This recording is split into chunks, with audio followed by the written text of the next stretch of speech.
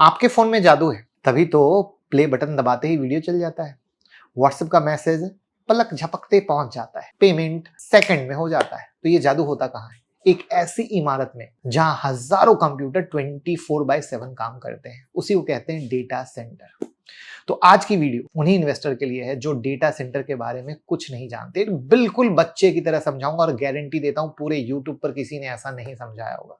Data centre होता क्या है, बनाने चलाने में लगता क्या है, कंपनी इससे पैसा कैसे कमाती है, भारत में कौन कौन खिलाड़ी हैं और किस स्टेज पे हैं, जो समझना बहुत ज्यादा जरूरी है क्योंकि कहा जाता है ये वो काम करे, स्टेज क्या है और आखिर में इन्वेस्टमेंट करने से पहले क्या चेकलिस्ट आपको ध्यान में रखनी है। तो चलिए शुरू करते हैं। प्लीज वीडियो लंबी होने वाली है, अगर आप फ्री हो तो अभी देखिए वरना बाद में देखिएगा। बट मैं गारंटी लेता हूं कि जिस तरीके से मैंने सेमीकंडक्टर की वीडियो बनाई और आप लोगों ने कहा ऐसी वीडियो यूट्यूब पर नहीं है, मैं बिल्कुल गारंटी लेता हूं कि डेटा सेंटर की वीडियो ऐसी रहेगी जो पूरे यूट्यूब पर नहीं रहेगी और आपको ये सीखने के बाद समझ आ जाएगा कि भैया डेटा सेंटर का रियल गेम होता क्या है। उम्मीद करता हूं जो भी हमारे यूट्यूब मेंबरशिप के मेंबर्स होंगे और जो डेली मॉर्निंग पोस्ट में कर रहा हूं, चाहे स्टॉक मार्केट की हो, इंडेक्स की हो, सेक्टर की हो, क्रिप्टो की हो, मार्केट खुलने से पहले जिससे आपका दिन मस्त बने और आपको मार्केट की पूरी जानकारी हो, वो आपको अच्छी लग रही होगी।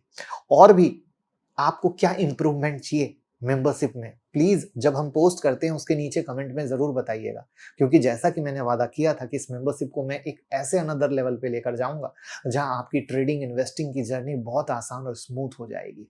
तो प्लीज कमेंट करके बताइएगा जितने भी मेंबर्स हैं, और जिन्होंने नहीं सब्सक्राइब किया है जरूर सब्सक्राइब करें, लाइफ चेंजिंग मोमेंट मिलेगा गारंटी। शुरुआत से शुरुआत करते हैं कि डेटा सेंटर क्या है। तो समझ लीजिए कि आपके शहर में एक मेगा लाइब्रेरी है और किताबों की जगह यहाँ डिजिटल किताबें हैं, यानी आपकी photos, video, game file, bank record, सब कुछ इस लाइब्रेरी के अंदर रखे होते हैं सुपर कंप्यूटर, जिन्हें हम सर्वर कहते हैं। ये सर्वर आपका डेटा भी स्टोर करते हैं और प्रोसेस भी करते हैं। मान लीजिए आपने नेटफ्लिक्स पर प्ले दबाया, रिक्वेस्ट इस लाइब्रेरी तक जाती है और वहीं से वीडियो आपके फोन तक आता है।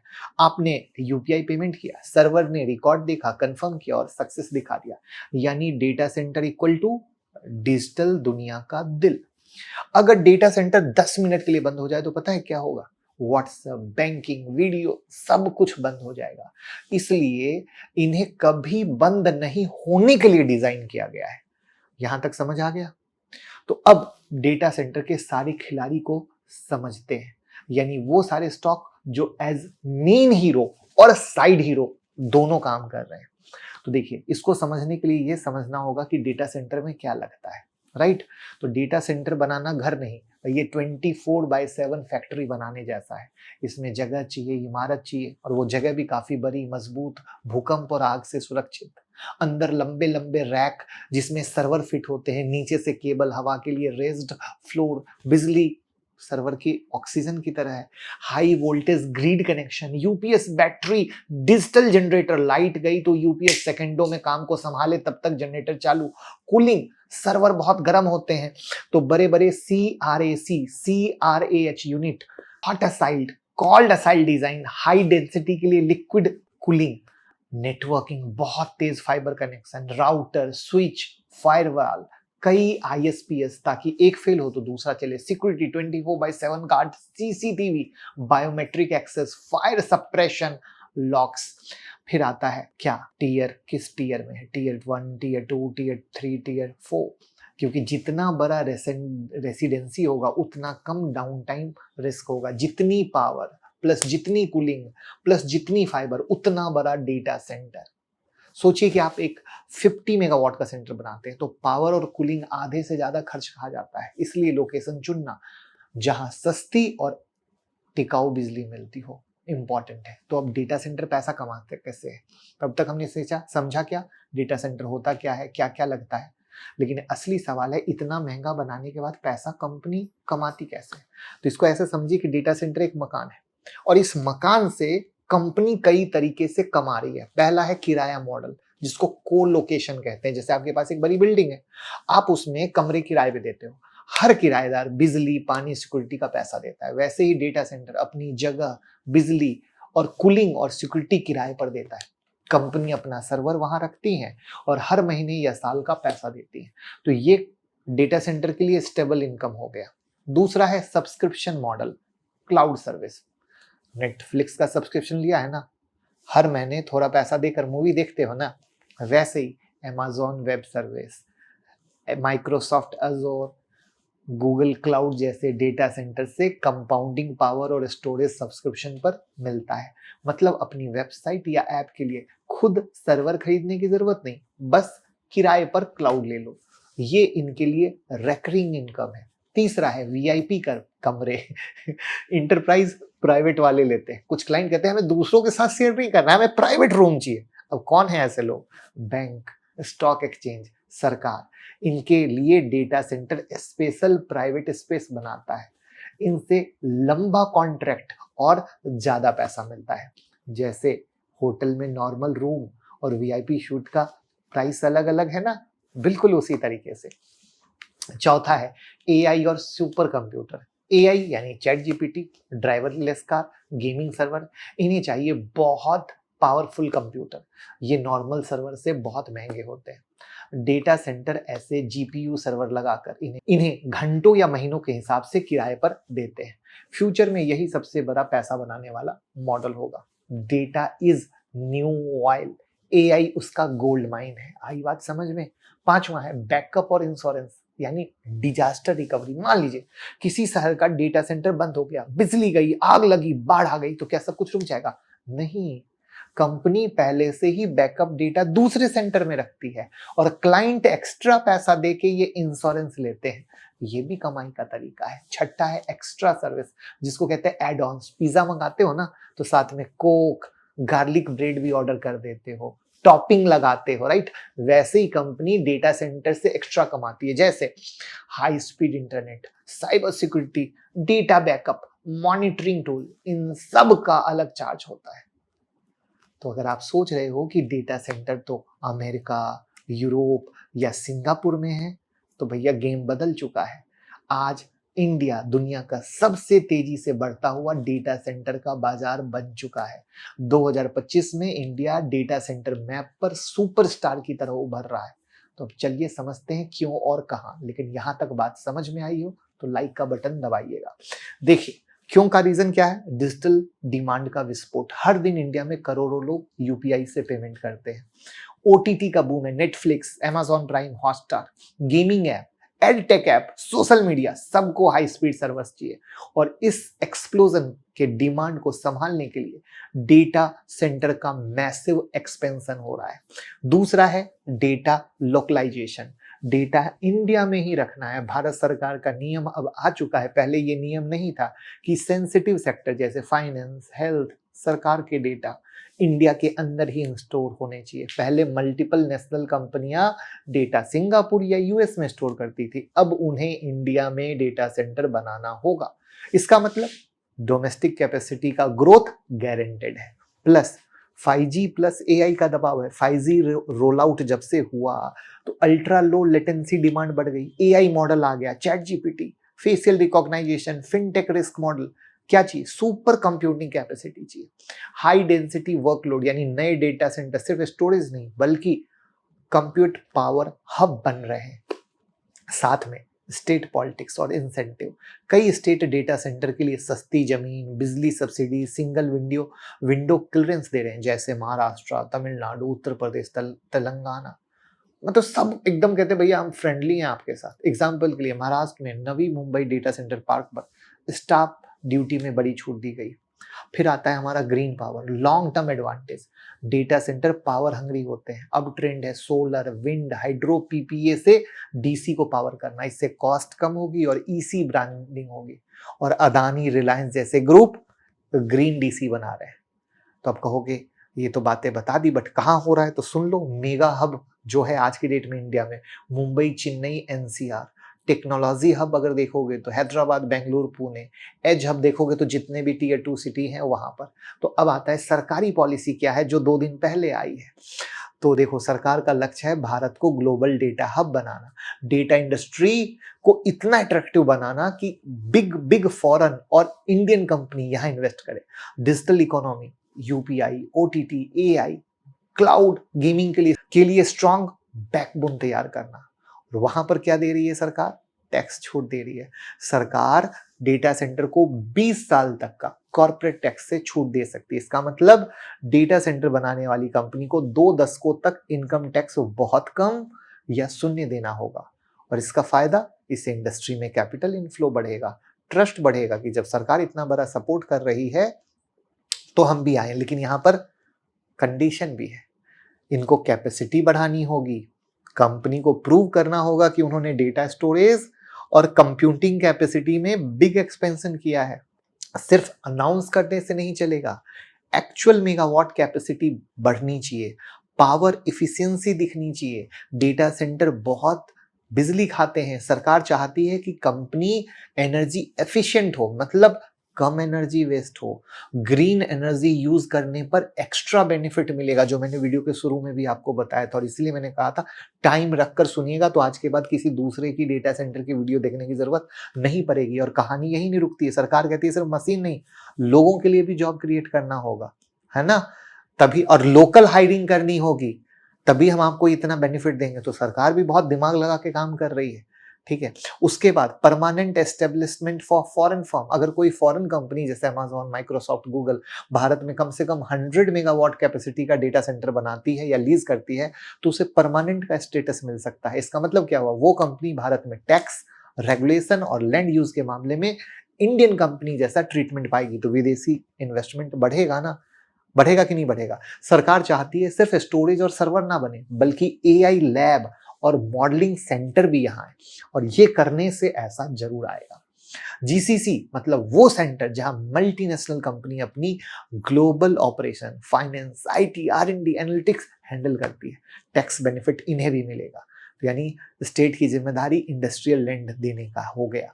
स्टेट को कहा गया है कि डेटा सेंटर प्रोजेक्ट के लिए industrial corridor, IT hub, manufacturing cluster के पास लैंड दे। इससे इकोसिस्टम बनेगा, डेटा सेंटर के पास ही आईटी कंपनी आएगी, फैक्ट्री और स्टार्टअप सब मिलके काम करेंगे। तो सरकार का ये जो स्टेप है, जिस तरीके से डेटा सेंटर की डिमांड और ये इसका मतलब सरकार का बूस्ट है, ये अगले 5 साल में एक आग लगने वाला धमाका होगा, दैट्स द गारंटी।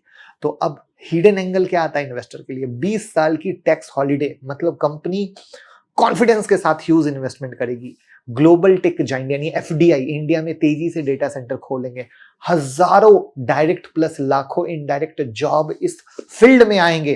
अब इससे कौन सी इंडस्ट्री को सपोर्ट मिलेगा, जनरेटर, कूलिंग, नेटवर्किंग इक्विपमेंट बनाने वाली कंपनी को भी ऑर्डर फ्लो मिलेगा। जो मैंने वीडियो को शुरू में कहा था, आप लोग सिर्फ मेन हीरो को देखते हो, साइड हीरो पे जाओ, होश उड़ जाएंगे।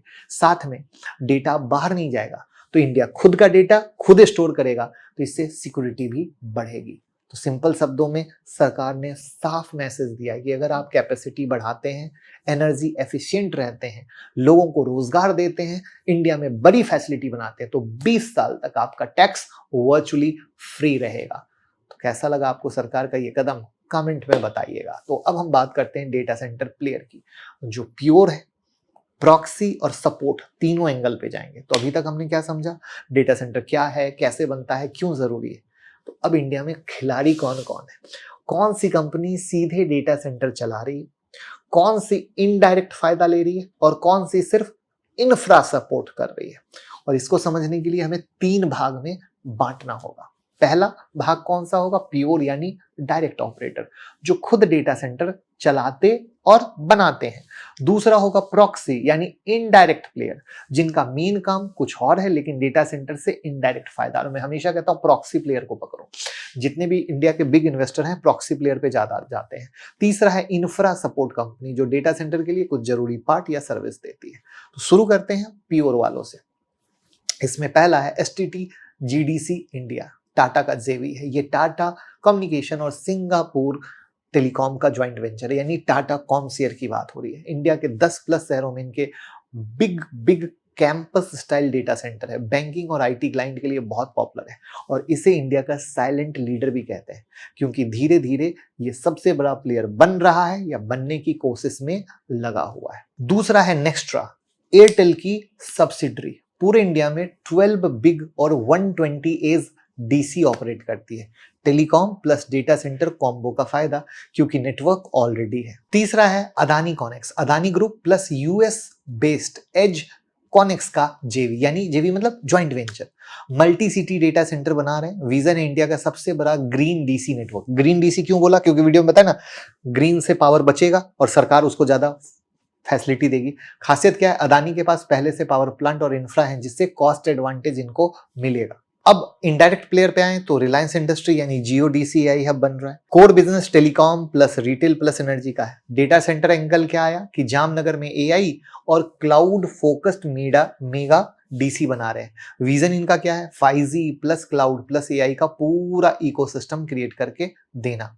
टाटा कम्युनिकेशन कोर क्या है? ग्लोबल कनेक्टिविटी, लेकिन डेटा सेंटर बिजनेस में है। इंटरप्राइज क्लाइंट के लिए DC plus cloud plus security दे रहे हैं। एडवांटेज क्या है? ग्लोबल स्केल का। फिर है आईटी सर्विसेज, जैसे इन्फोसिस, विप्रो, एचसीएल, टेक महिंद्रा। ये खुद डेटा सेंटर नहीं चलाते, लेकिन क्लाइंट को data centre migration, cloud management, cyber security service देते हैं। तो इनडायरेक्टली क्या हुआ?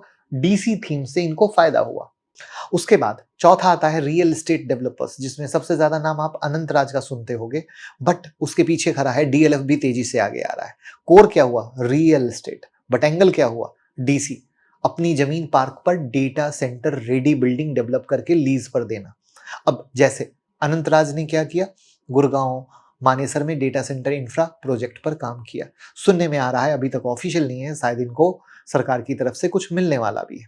उसके बाद पांचवा है रेलटेल। कोर क्या है? रेलवे की टेलीकॉम आर्म है। National optic fibre network plus government data centre. तो गवर्नमेंट प्रोजेक्ट और भारत नेट में मेजर इनेबलर के तौर पे काम करती है। अब हम बात करते हैं इंफ्रा और सपोर्ट कंपनी में, जैसे किर्लोस्कर और Cummins. DG set, generator, backup power system बनते हैं। हर डेटा सेंटर को चाहिए कांस्टेंट बैकअप, इसलिए इनका बड़ा इनडायरेक्ट डिमांड है। और पता है इन सब चीजों को समझने के लिए आपको क्या करना पड़ेगा? इन कंपनियों के रेवेन्यू मॉडल में जाना पड़ेगा और डेटा सेंटर में कहां से क्या ऑर्डर बुक जब इनको मिलना शुरू होगा तो आपको बहुत हेल्प मिलेगी। नेक्स्ट आता है ABB, Siemens, Schindler electric, KRN heat exchanger, power automation में है, इलेक्ट्रिक इंफ्रा में है, कूलिंग सिस्टम प्रोवाइड करते हैं। इनकी टेक्नोलॉजी के बिना डेटा सेंटर रिलायबल ही नहीं हो सकता है। अगेन इनके ऑर्डर बुक में आपको जाना पड़ेगा। जैसे जैसे इंडिया में डेटा सेंटर बढ़ेगा, ऑर्डर बुक आएगा, तो किस किस कंपनी को ऑर्डर बुक मिल रहा है और कितना कितना रेवेन्यू जनरेट हो रहा है, that will help you to understand कि हाँ ये कंपनी है। तो मैंने यहाँ पर, इसलिए मैं क्या बोलता हूँ, मैं कभी कोई बाय सेल रिकमेंडेशन नहीं देता, मैं आपको सिखाता हूँ कि आप सोचो कि कैसे है और इतनी बढ़िया चीज। अब जैसे देखो, Netweb technology high performance server और जीपीयू क्लस्टर बनाती है। एआई एचपीसी वर्कलोड के लिए इंडिया का इमर्जिंग हार्डवेयर प्लेयर है। इसी तरीके से एक शेयर है E2E नेटवर्क, जिसकी आप स्टडी करो। तो दोस्तों, भारत के डेटा सेंटर प्लेयर तीन तरीके के निकले। पहला निकला प्योर ऑपरेटर, जो असली डेटा सेंटर बना रहे हैं, जैसे एसटीटी, ठीक है, Nxtra, Yotta, Adani Connex. Proxy player, जिनका कोर कुछ और है लेकिन डीसी थीम से इनडायरेक्ट फायदा ले रहे हैं, Tata com, Infosys, Anantraj, right. Reliance support company, जो पार्ट और इंफ्रा से सपोर्ट दे रहे हैं, वो हो गया किर्लोस्कर, एबीबी, राइट, नेटवेब जैसा। तो अब इन्वेस्टमेंट एंगल क्या होना चाहिए? ये आपको देखना होगा किसका कहां से क्या रेवेन्यू आ रहा है। तो प्योर प्लेयर यानी डायरेक्ट एक्सपोजर पे भी जाइए, प्रॉक्सी पे भी जाइए, सपोर्ट पे भी जाइए, और तब इन चीजों को समझिए और तब डिसीजन लीजिए, ना कि किसी भी वीडियो को देखकर आंख बंद कर इन्वेस्ट कीजिए। मैं उम्मीद करता हूं कि आज की वीडियो बिग आई ओपनर लगी होगी, तो ज्यादा से ज्यादा शेयर कीजिए दोस्तों, क्योंकि ये वीडियो आपको यूट्यूब पर नहीं मिलेगी, क्योंकि इसको रेडी करने में मुझे पूरे 10 दिन लगे हैं और तब ये स्क्रिप्ट रेडी हुई है। तो आई विल रिक्वेस्ट ज्यादा से ज्यादा शेयर करें और अपना फीडबैक भी कमेंट में बताएं कि आपको वीडियो कैसी लगी। Thank you. ऐप डाउनलोड अगर करते हैं मुकुल अग्रवाल एंड्रॉयड और iOS पर, तो 25 वीडियो की फ्री प्लेलिस्ट आपको मिलती है, जहां पर से आप इंट्राडे स्विंग पोजिशनल सीख सकते हैं।